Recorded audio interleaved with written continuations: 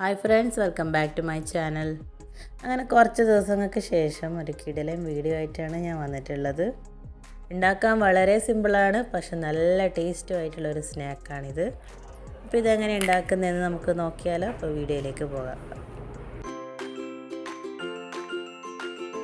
ഈ ഒരു സ്നാക്ക് ഉണ്ടാക്കാൻ വേണ്ടി അതൊരു ബൗളിലേക്ക് 1 കപ്പ് റവ എടുക്കുന്നുണ്ട്. ഈ 1 കപ്പ് റവക്ക് ഞാൻ 2 കപ്പ് വെള്ളമാണ് എടുത്തിട്ടുള്ളത്. 2 കപ്പ് നല്ല തിളച്ച വെള്ളം ഒഴിച്ചു കൊടുക്കാം.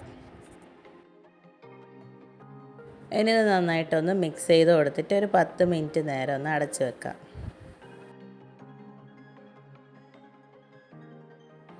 പത്ത് മിനിറ്റൊക്കെ കഴിഞ്ഞു. ഇനി ഇതിലേക്ക് ഞാൻ ഇതിനാവശ്യമായിട്ടുള്ള ഉപ്പിട്ട് കൊടുക്കുന്നുണ്ട്.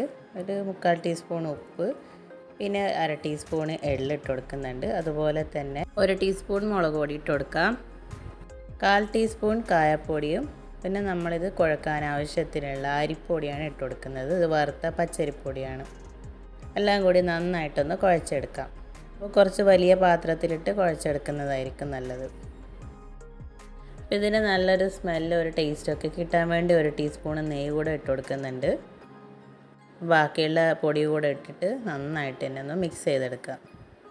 നിങ്ങളിതേ മെഷർമെൻറ്റ് എടുത്തിട്ട് നിങ്ങൾക്ക് ഇപ്പം ലൂസായിട്ട് തോന്നുകയാണെങ്കിൽ അരിപ്പൊടി കുറച്ച് കൂടുതലിടാം.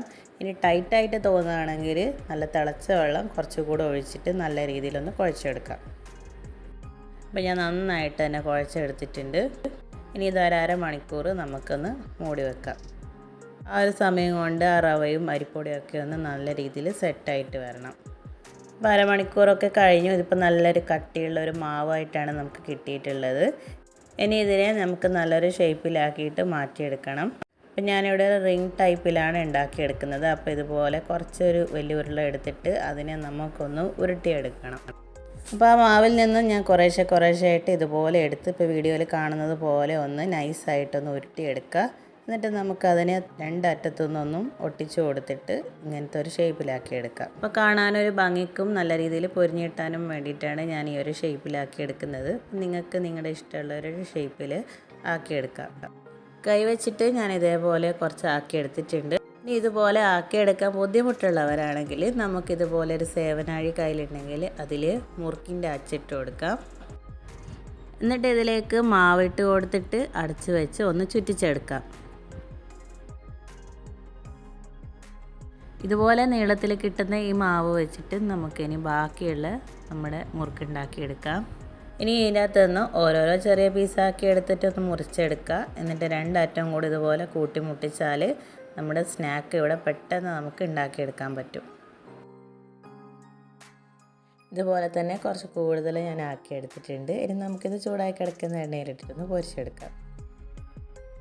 അപ്പോൾ എൻ്റെ ചാനലിലെ വീഡിയോ ആദ്യമായിട്ട് കാണുന്നവരുണ്ടെങ്കിൽ ഒന്ന് സബ്സ്ക്രൈബ് ചെയ്യുക. അതുപോലെ തന്നെ എല്ലാവരും ഒന്ന് ലൈക്ക് ചെയ്തിട്ട് സപ്പോർട്ട് ചെയ്യണേ.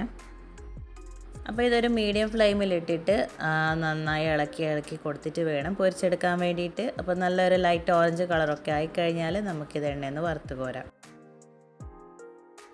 അപ്പോൾ ഇത് നമ്മുടെ സേവനാഴിയിൽ ഉണ്ടാക്കിയെടുത്തിട്ടുള്ള മുറുക്കാണ്. അപ്പോൾ നമ്മൾ ആദ്യം കൈ വെച്ചിട്ട് ഉരുട്ടിയെടുത്തതും ഇതേപോലെ തന്നെ പൊരിച്ചെടുക്കുന്നുണ്ട്. അപ്പോൾ നമുക്ക് ഇതുപോലെ പൊരിക്കുമ്പം നല്ല ക്രിസ്പി ആയിട്ട് കിട്ടണമെന്നുണ്ടെങ്കിൽ ഫസ്റ്റ് വലിയ തീയിലാക്കി കൊടുക്കുക. അതിനുശേഷം മീഡിയം ഫ്ലെയിമിൽ വേണം പൊരിച്ചെടുക്കാൻ. അതുപോലെ തന്നെ പൊരിക്കുമ്പോൾ ഇതുപോലെ ഇളക്കി മറിച്ചിട്ട് കൊടുത്തിട്ട് വേണം പൊരിക്കാൻ. പിന്നെ കൂടുതലായിട്ടും കളറും മാറാതിരിക്കാൻ വേണ്ടി ശ്രദ്ധിക്കുക. അങ്ങനെ 2 തരത്തിലും പൊരിച്ചെടുത്തിട്ടുള്ള മുറുക്ക് ഞാനിവിടെ ഒരുമിച്ചിട്ടൊരു പാത്രത്തിലാക്കിയിട്ടുണ്ട്. അപ്പം നല്ല ക്രിസ്പിയിലാണ് കിട്ടിയിട്ടുള്ളത്. 2 ടൈപ്പിലും നല്ല ക്രിസ്പിയിൽ തന്നെ കിട്ടിയിട്ടുണ്ട്.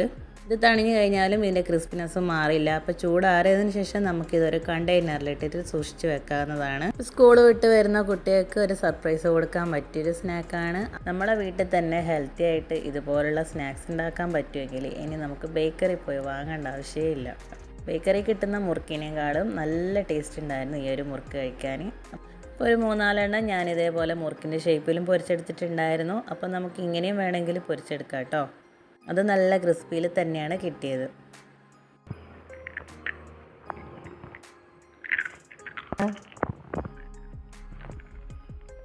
ഇത് എങ്ങനെയുണ്ട്?